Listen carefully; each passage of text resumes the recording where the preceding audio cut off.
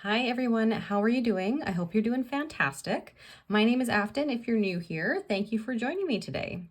We are continuing on with my deck collection videos, and we have finally made it to my favorites shelf on my bookshelf of tarot decks. So we'll see, this does have quite a few decks, so I'm not sure at this exact moment if I'm going to split it into two videos. We'll see kind of how long this ends up going for, and if we reach a point where I'm like, okay, this is going to be quite a while longer, then we'll stop, and then I'll come back and record the second half. But before we dive into my favorites, I have two decks that I just want to show you quickly. One that just came in the mail like 2 days ago, and another that was kind of an outlier. It, for some reason, was tucked into the back of my favorite shelf but it's not actually like a favorite deck. So I'm not sure why I had it on that shelf, but there we are. So it just didn't get grouped in with my other shelves. So the first one that I'll show you is the deck that just came in. This is the Earthbound Tarot. This is by Celine Gordon. And what's cool about this deck is that it's created entirely with, she's calling it earth pigment paints. So she's taken like different rocks and like sediment and stuff from the desert, I believe is where she's at, and somehow made them into paint pigments, and then use that to do watercolor to create this deck. So I'll show you some of the cards here. So we do have a guidebook here, and actually you can see she does have a photo here of what she's used to create those pigments. So it looks like, and I have not used this deck at all, it's still in order. So she goes a little bit more into some depth there about the pigmentation and her process. And then we've got some information on each of the cards. And what's actually nice is that it looks like for every card, she has some like journaling prompts. So that's actually really nice, because I am definitely trying to do more journaling and get back into that. So that's very cool. That's something I did not expect. These are the backs. This is on a really nice flexible linen cardstock. And these are the cards. So this was a Kickstarter, and I did not end up backing the Kickstarter. I purchased this after the fact off of the creator's website. And the main reason that I didn't back it initially, I was very tempted to. I knew it was beautiful. I really liked what I was seeing so far, but the creator didn't show all of the cards on the Kickstarter campaign. And that, like, they were all finished. Everything was finished, but she wasn't showing all of the images, which I definitely get with like copyright and stuff. But at the same time, when I'm purchasing a deck, I do generally prefer to see all of the cards just to make sure that there aren't any that I really don't resonate with, or that would maybe potentially be a deal breaker for me for buying the deck. And that doesn't really happen very often, but at the same time, I was like, you know, I think I just prefer to see all of the cards. So I didn't back it, but I kind of kept it in the back of my mind. I had kind of bookmarked the creator's website for when it would become available to purchase. And then I saw that the Kickstarters, I saw some people like on Instagram that they were receiving it, and I saw that Lisa from Mythical Witchery posted a walkthrough when she received her deck. And so I went and watched that, and I didn't see any cards that I, you know, had a big issue with. And I thought, you know what, I'm going to go ahead and get this. I kind of just basically fell in love with the deck through her walkthrough. So I'm very grateful to Lisa for posting that. And yeah, here we are with the deck. And I think it's just gorgeous, right? Like it's so earthy. And, you know, for me with my Taurus heart, it's always making me happy. And I do have some fabric for it. I just bought it today from the fabric store. So this will be the material that we end up making the bag for it out of. And I'm really excited. I saw this and I was like, yeah, that is absolutely perfect. So that is the Earthbound Tarot. The creator's website, if you're interested, is offgridstudio.net, and that's by Celine Gordon. So we'll pop that back in its box here, though it won't be living in it for very long because, like I said, we're going to make a bag. Oh, we'll just move that out of the way here. Okay, the other deck that was mistakenly on my favorites shelf, even though it isn't actually a favorite, is the Lilifer Tarot. So this one, I do have 2 copies of this deck. I have this one, which is the newest edition with the gold foiling on it. But I also do have the first edition without the gold foiling as well. The difference between the two, besides the gold, is that this edition has some added titles to it and just clarification on what card is what. So we do have, even though in the original artwork she does have like, you know, a 10 noted here, but we do have a 10 in gold in the corner. And then all of the core cards are also labeled as to what they are. So this is a deck that I purchased. I backed the original Kickstarter for the first edition. That's how I got that deck, because I actually really enjoy this artwork. The colors are absolutely fantastic. But when I got it, part of the issue that I found was, I think, partially the court cards not being labeled, so it was difficult to kind of tell. I think the main issue was between the pages and the kings were a little bit confusing. I think that's what it was. So I didn't use it. It just didn't feel like the right time. It felt like it was a little bit, you know, over my head in terms of a lot of the symbolism. And, you know, we have the astrology, like symbols up here, like the planets and those associations. And I'm not super familiar with all of that yet. So it just seemed like there was a lot, and it was almost intimidating actually. But I knew that it was a deck that I didn't want to get rid of. It just hasn't come into its time with me yet. So now my question is, which copy do I keep? And I apologize, I'm going to sneeze. Excuse me. So now I have 2 copies though. And so I bought this copy because I knew it had the extra titles on it, which I was happy for. But when I got it, the cardstock is very thin. Now, this is a really good thing for shuffling,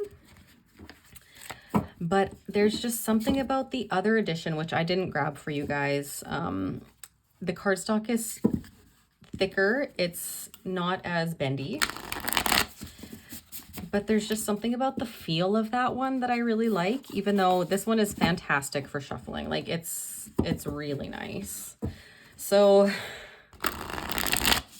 yeah, like even though the individual cards feel very thin, it is a very good cardstock. And I think that's what I have to like reconcile in my brain, that even though I physically like the feel of the individual cards of the first edition better than this one is the one that I can shuffle better. So I don't know. I've struggled to rehome an edition of this deck though.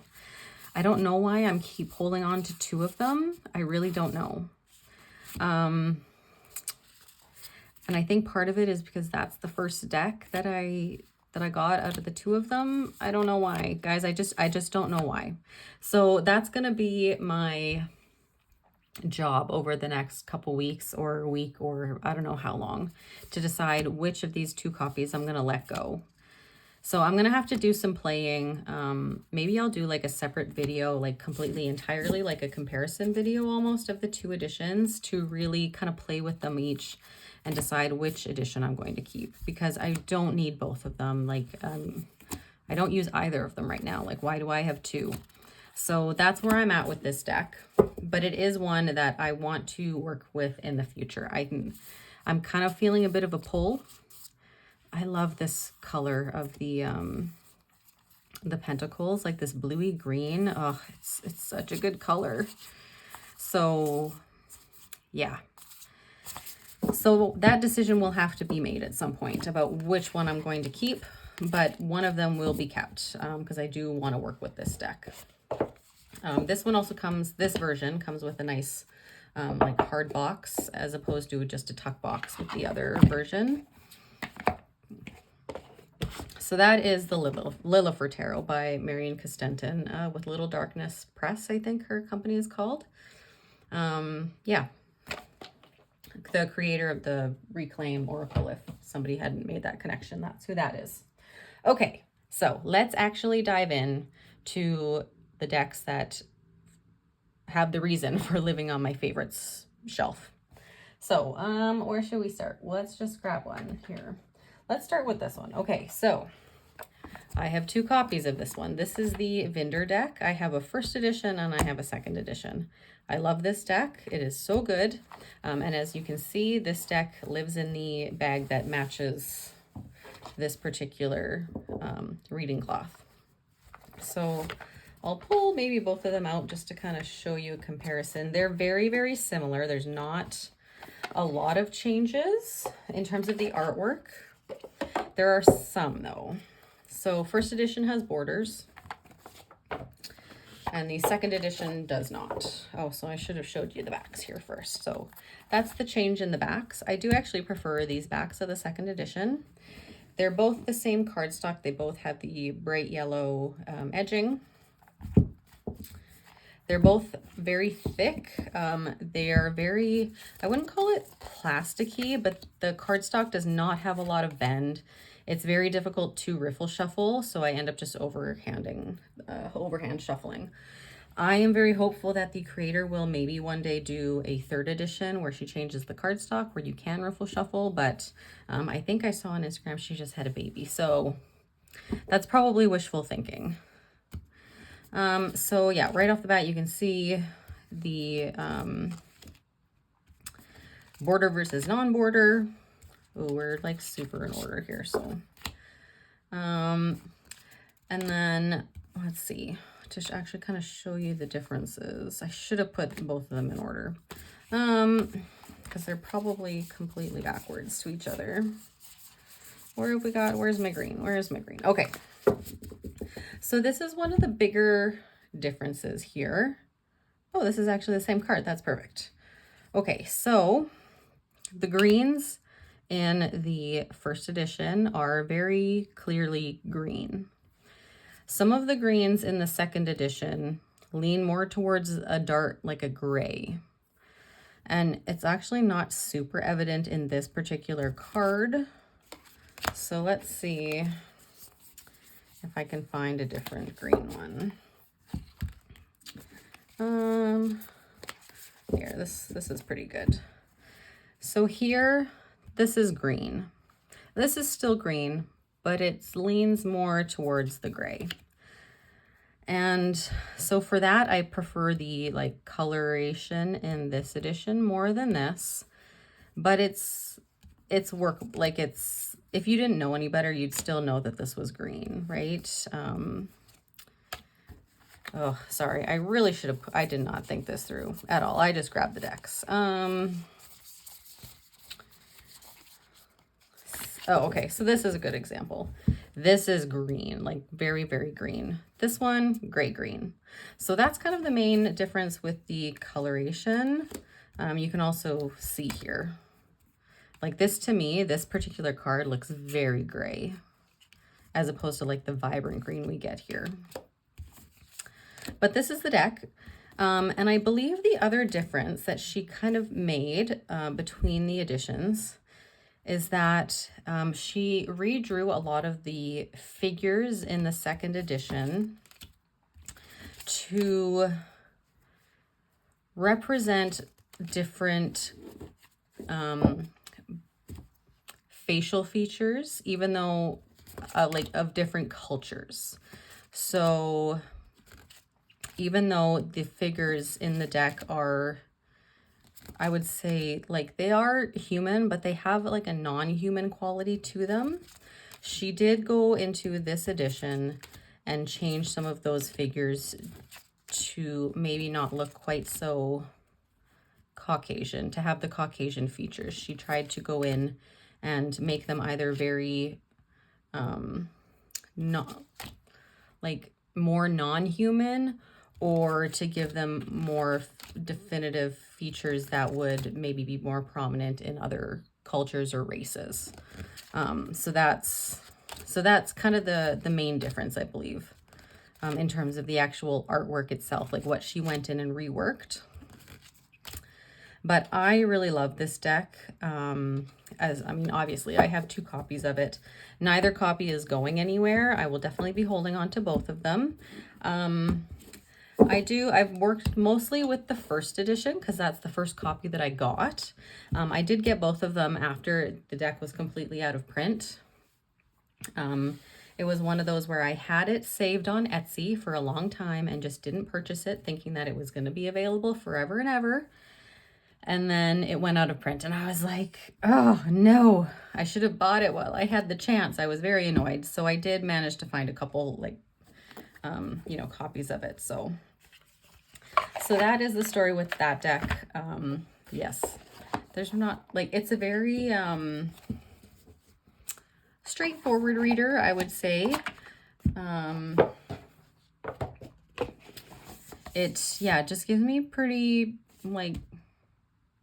straight, like I said, straightforward answers. I don't really know how to expand on that for you. The guidebook, I like because it does have a bit of a almost like storybook feel in the first paragraph, and then you get more of an interpretation. So like, for instance, this is the 6 of Wands. So it says, fire saw a need for change, instinctively devoting themselves to the mission. And as a result, people are excitedly flocking to them and their cause. So yeah, you get that, like it feels like there's like a storyline throughout each of the suits. They're kind of like personified almost. So I really like the guidebooks with that. So that is the Vindor deck. We'll put both of those off to the side here. And yeah, I love this bag as well. It's one of my favorite. I always say that. I'm like, oh, this is like one of my favorite bags or my favorite material. I have so many, but this actually is like legitimately one of my favorites, because then I went and made out of the extra material reading cloth. Okay, what next? This is my Pagan Otherworlds Tarot. I have trimmed this copy. I did the quote-unquote Don Michelle trim, I call it. She has a video on her YouTube, on her channel, where she actually goes in and shows you like the process of how she trims this, because she had the same issue that I have, where the cards are slightly larger than normal tarot size. And this cardstock is very, very slippy. It is a beautiful linen finish, but it is very hard to handle. So between the slippiness and the cards being slightly over large, I was never able to get a really good grip on this deck, like literally a good grip. So luckily the backs are very uniform, so it didn't matter trimming all the sides. And yeah, it's just much easier to use now. It's not the easiest shuffle because, I didn't get a perfect trim. You might be able to tell there. So the cards aren't all like perfectly uniform anymore, but I would take that over having the cards be too big. So yes, so this is a deck that, it's been around for a while. A lot of people are very familiar with it. I just did a week of study basically with this deck, doing the Deck Connectors Club, working with this deck. I had, worked with it a little bit, but it's one that I've always wanted to spend more time on and get to know. And I really enjoyed the week that I spent with it. I was expecting this deck to be more ruled by like Earth as its overarching energy, but what I found is that it is very much an air, ruled by the air element. And I actually pulled out the guidebook for the first time and was actually reading some of the guidebook entries for each of the cards, which is not super extensive, but what I found is that air theme tends to flow throughout each of the suits. So even though you've got your individual suits, what I would find was there would often be an element of the mind or intellectual descriptions within like the water, like a card, like one of the water cards. So I thought that was really interesting, and it made me happy that the guidebook gave me something different than what I, like, you know, just your normal run-of-the-mill, like, this is what this card means. No, there were a lot of new, interesting ways to interpret the cards in the guidebook. So that was really great. So that is the Pagan Otherworlds Tarot. And we're already on 20 minutes in, and I've only shown you like 1, 2, 3, 4, 5 decks. Not even 4, because 2 of them were the same. All right, this is my Lion's Gateway Tarot. This is the 3rd edition. So this has the pink backs. The new 4th edition that is available now, the backs look like this. So it's the white with the yellow instead of the pink. And I did purchase a copy of the new 4th edition as well, just because I love this deck and I wanted an extra copy. Guidebook is very minimal. It really just has keywords for each of the cards, so not a whole lot there. We have our gold gilding. This has been shipping quite a bit. I'm not super thrilled, but I mean, it just shows that it's being used. This deck is all wood burned images that she's then gone in and colored. And the creator is Jessica Lee Henry. And yeah, this is a very like spring summer deck, obviously, like with all the colors. It's beautiful. And of course, I obviously try to pull it out around Lionsgate in August with the 8/8 portal. But it's just beautiful. There's not a whole lot more to say. It's a very loving deck. It's leans more towards like the gentle side for me in terms of like the readings that I get from it. But still very like on the nose. So here you can see, not sure, I was gonna say like the wood grain, but it might not actually be. She might have, it's hard to tell if those are like the wood grain or if that is, like she's gone in like with just the drawing detail on that. Here you can kind of see on his shirt, the stripes, that is from the wood grain. There are some more that are more obvious. Let's see if we can find, yeah, we can see it here in the blue. Yeah, this deck is just lovely. I try to cover some of the nudity, even though it's art. I noticed I got a couple of flags on some of my past videos for being, it's like they've now been marked as like age restricted, like 18 up, for showing a man's bare torso in like drawn art. And the other one, I'm not sure what it was because it didn't say. So that was kind of annoying, but silly. I hope YouTube gets some of that resolved soon because it's not just me who's having issues, it's other people as well. I just saw something, you know, from a bigger channel that who is having issues with that, and it's just really unfortunate. So I don't know, I might have to start putting like a disclaimer on my videos, like with, you know, it being artwork, and nothing is like gratuitously like sexual in nature, like it's just artwork.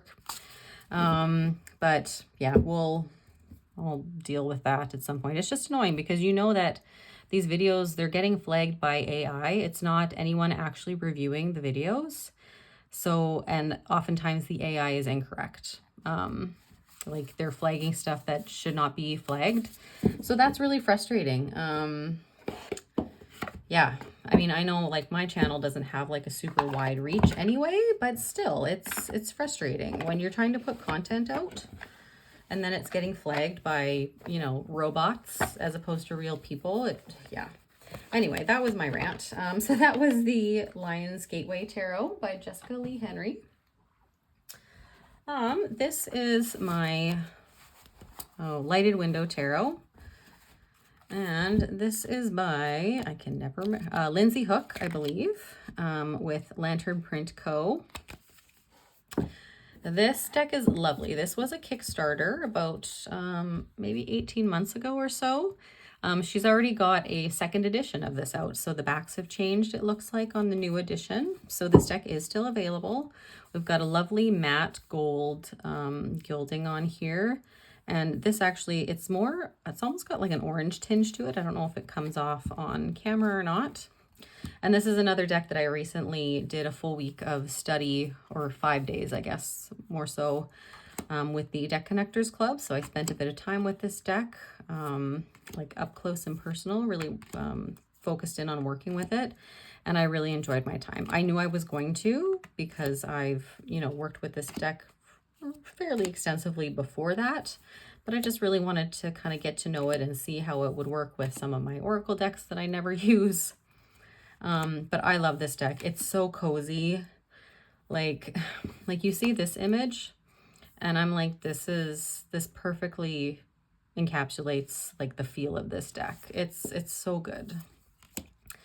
And I've been known to say it before, that this deck is not the Fool's Journey for me, it's the Hermit's Journey, because there are so many cards within the major arcana that make me think of the Hermit.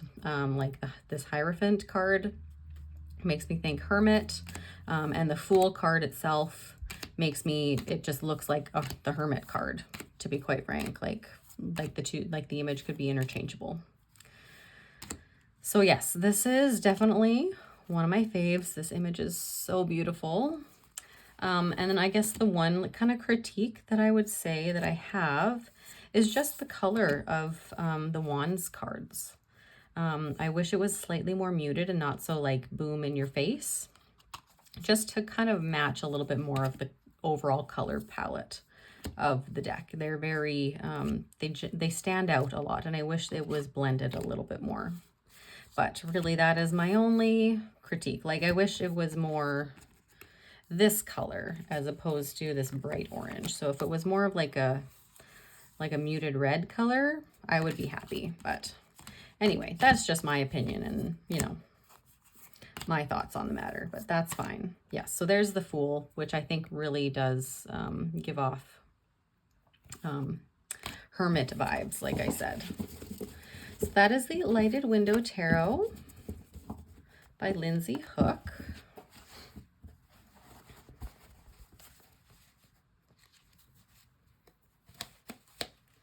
Next up, we have the Craft Felt Tarot by Jonna Lucci. This is another Kickstarter that I was aware that it was happening, and I did not back it at the time.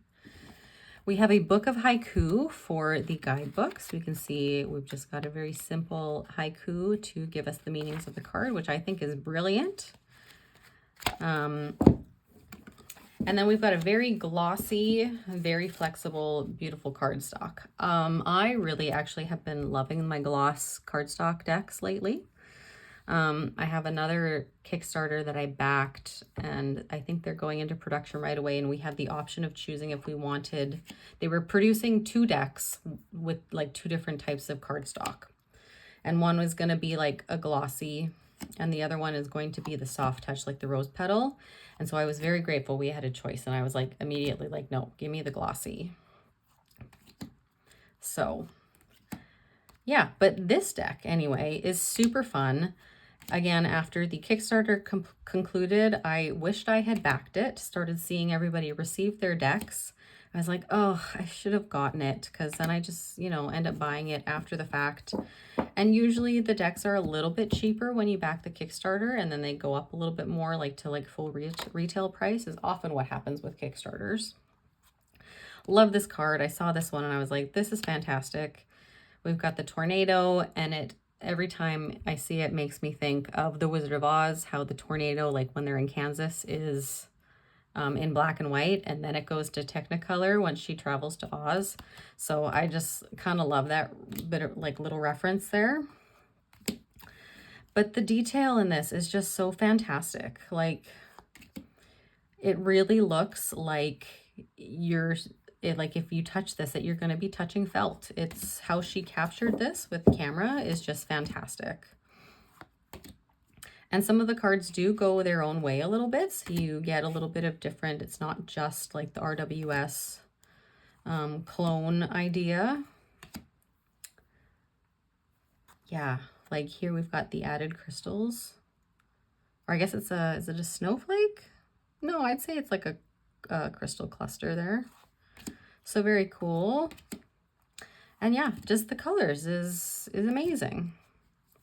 So that is, oh, love that like teal color or turquoise, I guess. Yeah, so that is the Craft Felt Tarot by Gianna Lucci. And I believe this one is still available as well.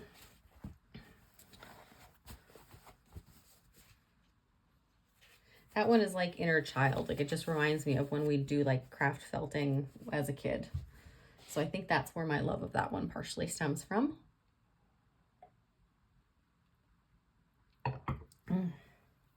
Okay. This is the Sassy Dragons Tarot. This is the classic edition. We've got our kind of buttery yellow edges. This deck is stinking adorable. There's no other word for it. I love it. It is very straightforward. It's like a get your shit together and in order. Yeah. And I just think it's hilarious because it's such a dichotomy between how like straightforward it is in the messages, but then you've got like these super cute, adorable dragons up top. Like it's just stinking adorable. There is no other words, like I said. I used this one quite a bit when I first got it. It's been on my shelf for a little while now. I haven't used it in a bit, but yeah, it's great. Like they did a really good job, both Peggy and Lisa, with this. The messages are very straightforward. They're easy to understand. And I went with the classic edition. I was initially going to get the not safe for work, so the one with all the swear words. But I realized after watching some walkthroughs, as I'm prone to do, when I kind of start obsessing over something, I will watch like 5 million walkthroughs of it and reviews, that I think getting the swear words one would have kind of pigeonholed this deck a little bit too much. This one, it's still sassy. It's plenty sassy, but I think it's a little bit more approachable and a little bit more versatile in like the types of readings that it can do because it doesn't have the swear words. Whereas if I had the swear words, I would only use it in certain situations because of the swear words, if that makes sense. So that is the Sassy Dragons, the classic edition, which I'm pretty sure is also still available from Peggy Pepez, but it's on Lisa Pepez's Supportive Tarot Etsy shop. Next up, we have the Florescent Tarot. This is another Kickstarter that I did not back and then bought the deck after the fact. We have the guidebook, which is beautiful. We've got this like gold foiling here.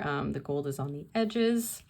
The only thing I would say about this guidebook that I don't like and that they should have done something about is that if I open this up to a random page, all I have is the card numbers.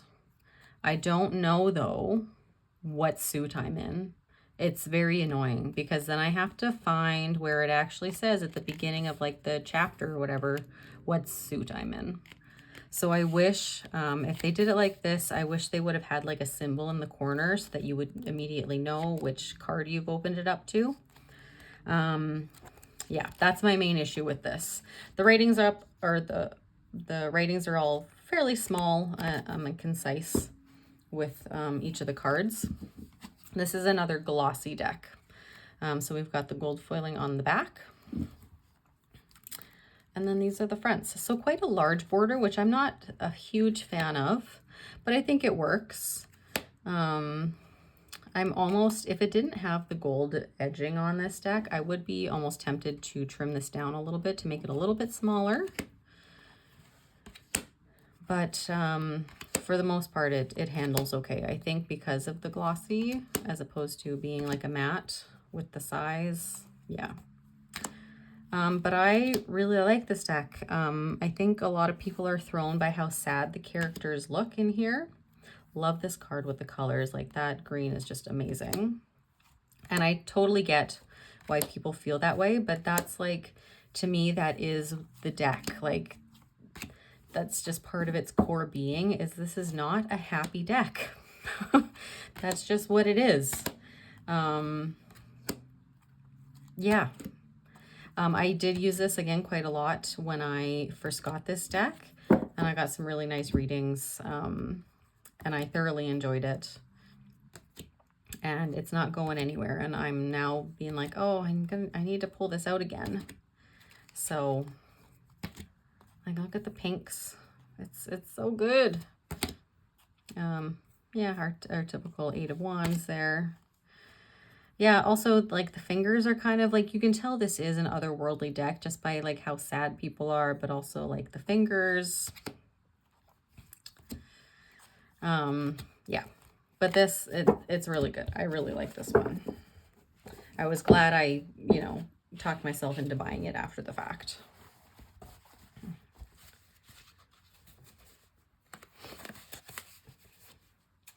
Up next, this is my indie version of the Anna K Tarot. So we won't spend too much time on this because I did show the mass market version in that video.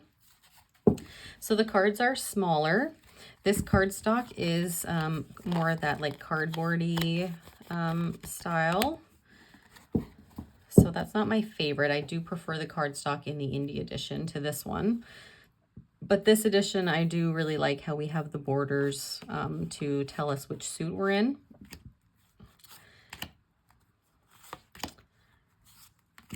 And yeah, like, you know, I talked about in the other video, this is like a staple for me. It's, if I were to have to pick, like, how do I say this?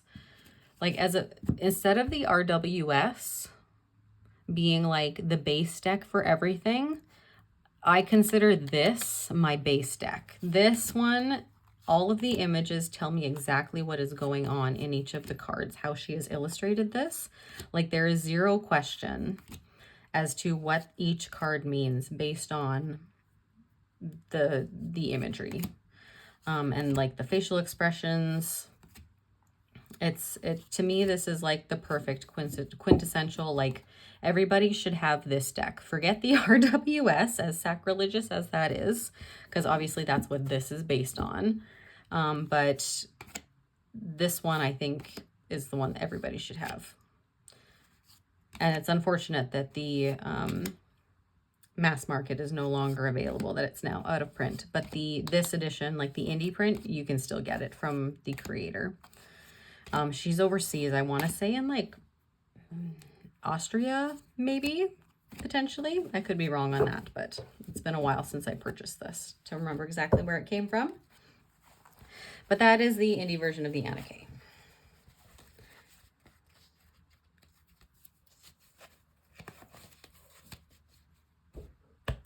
All right. What next? This is my Gentle Tarot. This is the first copy that I ever bought. I do have multiple copies of this deck.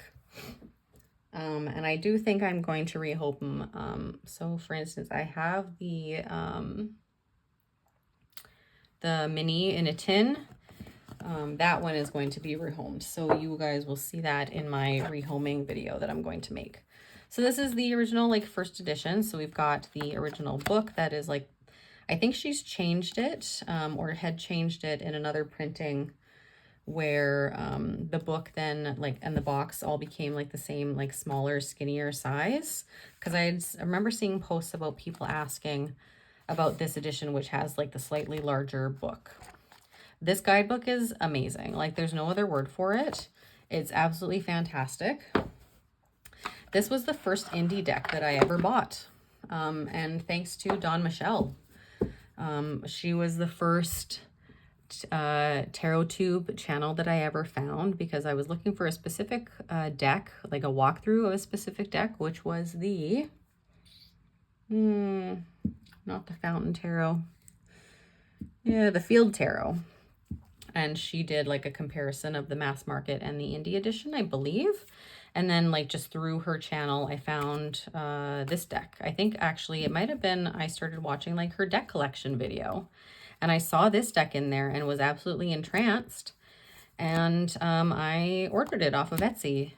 And this was like right when I was first getting into tarot.